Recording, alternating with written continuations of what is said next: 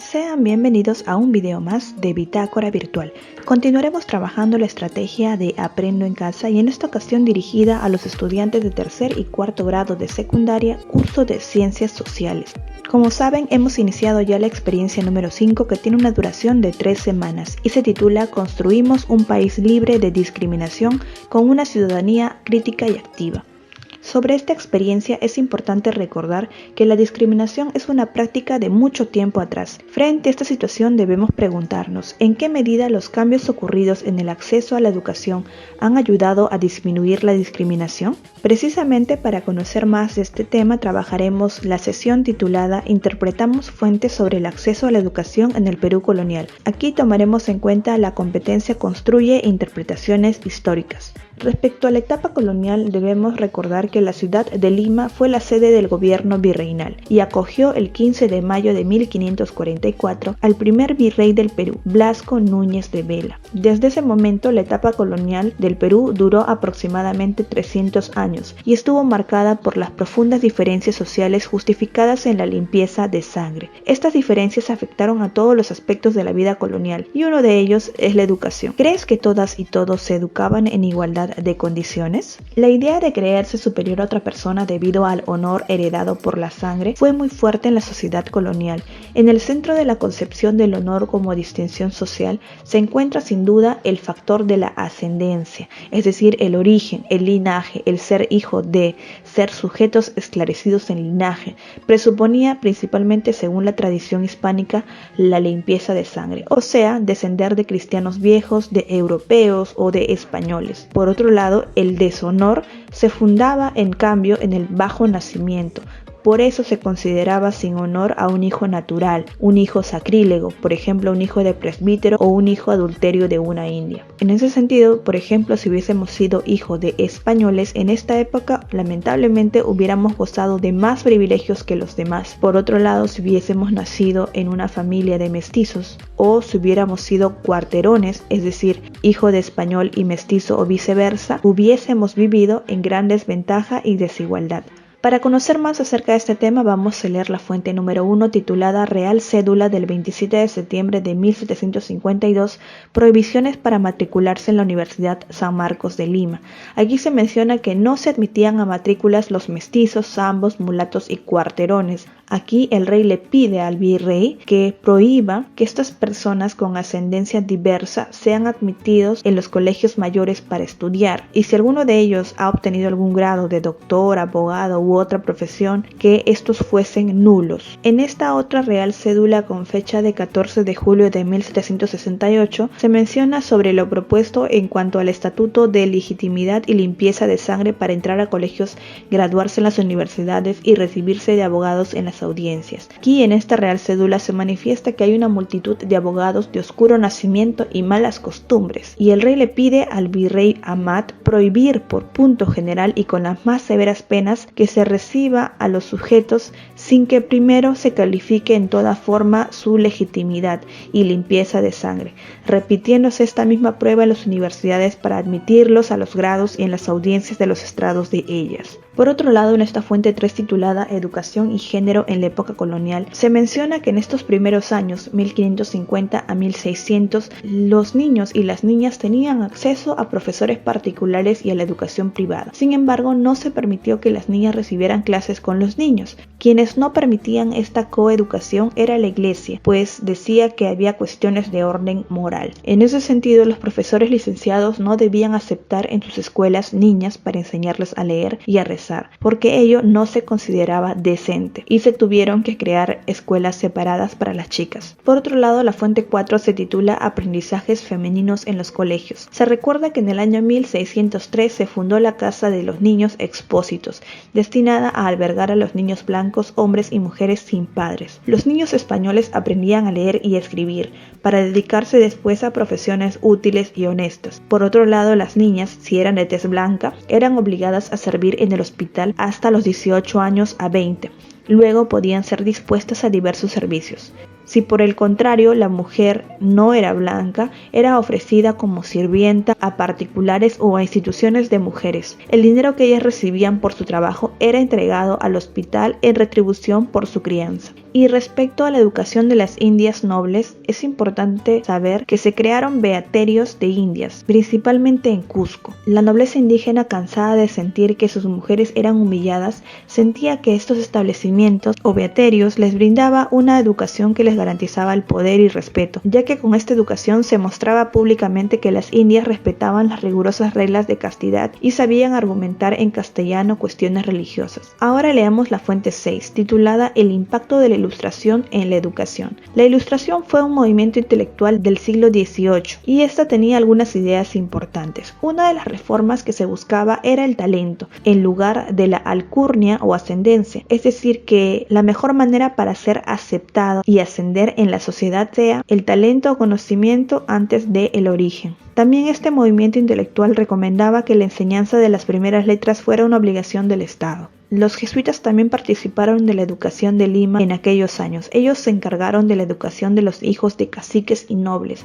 Su objetivo no fue tanto educarlos como a los españoles o criollos, sino evangelizarlos para que estos caciques puedan evangelizar a los demás. Primero les enseñaron gramática y posteriormente, con la expulsión de los jesuitas, el colegio siguió funcionando enseñando latín e historia. Según la fuente 8, también se manifiesta que habían algunos riesgos de educar a la élite indígena, ya que muchos de estos caciques que fueron educados por los jesuitas, por ejemplo, dominaban la lectura, la gramática y algo de teología. ¿Cómo impedir que aprendieran más, que se igualaran a los españoles? En esto se centraban los temores de las élites coloniales y de buena parte del clero. Ahora que conocemos estas fuentes de información, vamos a realizar la actividad. Complete el esquema a partir de las fuentes 1 y 2. ¿Son fuentes primarias o secundarias? Recordemos que las fuentes históricas se clasifican en fuentes según su relación temporal con el pasado y según el tipo de información. Las fuentes primarias son aquellas que se elaboran paralela a los hechos, es decir, son contemporáneas. Por otro lado, las fuentes secundarias o fuentes indirectas son los que se elaboran a partir de las fuentes primarias. Si prestamos atención a la fuente 1, nos daremos cuenta que tiene como fecha 1752. Lo mismo sucede con la fuente 2, firma el rey y tiene como fecha 1768, con lo cual podemos decir que ambos textos, según su relación temporal con el pasado, son una fuente primaria, pues fueron escritas de manera contemporánea a los hechos. Luego responderemos ¿qué tipo de documentos son ambas fuentes? La fuente 1 es una real cédula, al igual que la fuente 2. Una real cédula era una orden expedida por el rey de España entre los siglos XV y XIX. Su contenido resolvía algún conflicto de relevancia jurídica, establecía alguna pauta de conducta legal,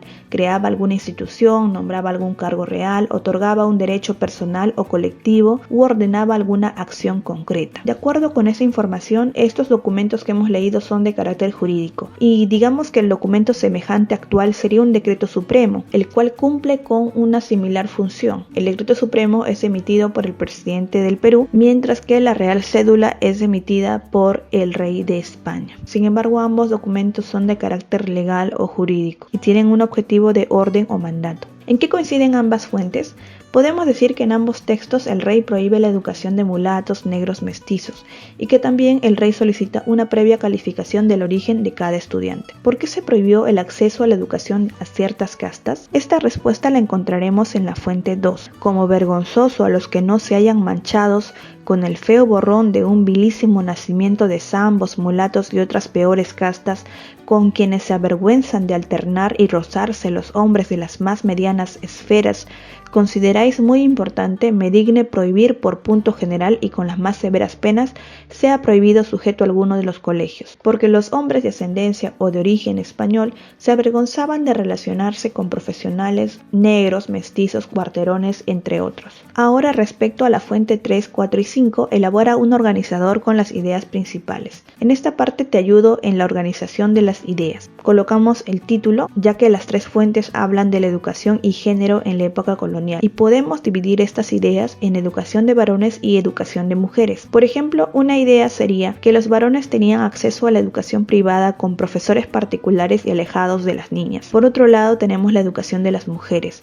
En estas tres fuentes se menciona acerca de la educación para las niñas de ascendencia española, las niñas de castas diversas pero de piel blanca, las niñas de castas diversas no blancas y las niñas indias nobles. Aquí podemos colocar algunas oraciones e ideas principales respecto a cómo era la educación de cada una de ellas. Luego responde, ¿era igual la educación de los hombres y las mujeres? Para esta respuesta te darás cuenta que debes tomar la información que has escrito en este esquema. ¿Por qué en la educación de las mujeres también hubo marcadas diferencias? Debes recordar que estas diferencias eran por el color de piel, por la ascendencia y el origen. Luego completa el esquema, tomando en cuenta la información de la fuente 6. Esta fuente 6 habla acerca de la Ilustración, que era un movimiento intelectual, y también manifiesta las ideas que ellos buscaban o los ideales que tenían. En este esquema escribiremos las ideas que se tenían antes y los ideales que tenía este movimiento de la Ilustración. Como ideas anteriores, podríamos decir que para ser aceptados en colegios mayores y universidades, lo más importante era la ascendencia u origen. Otra idea es que la enseñanza de las primeras letras y el tipo de educación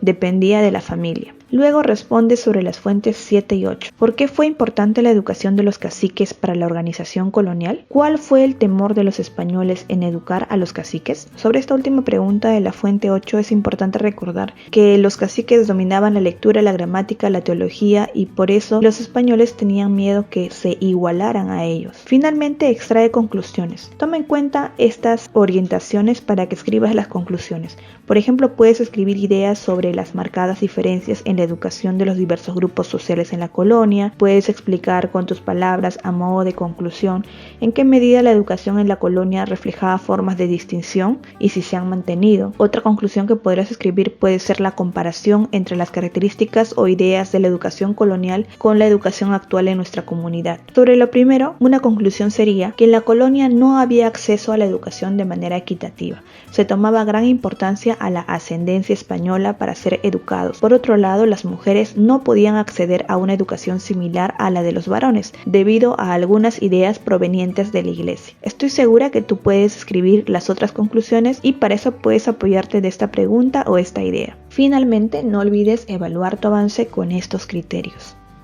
Y bien, has llegado al final de este video. Gracias por verlo. No olvides suscribirte si aún no lo has hecho y darle like si consideras que este video fue de utilidad. También te invito a revisar la lista de reproducción. Y mi trabajo terminó aquí, pero empieza el tuyo.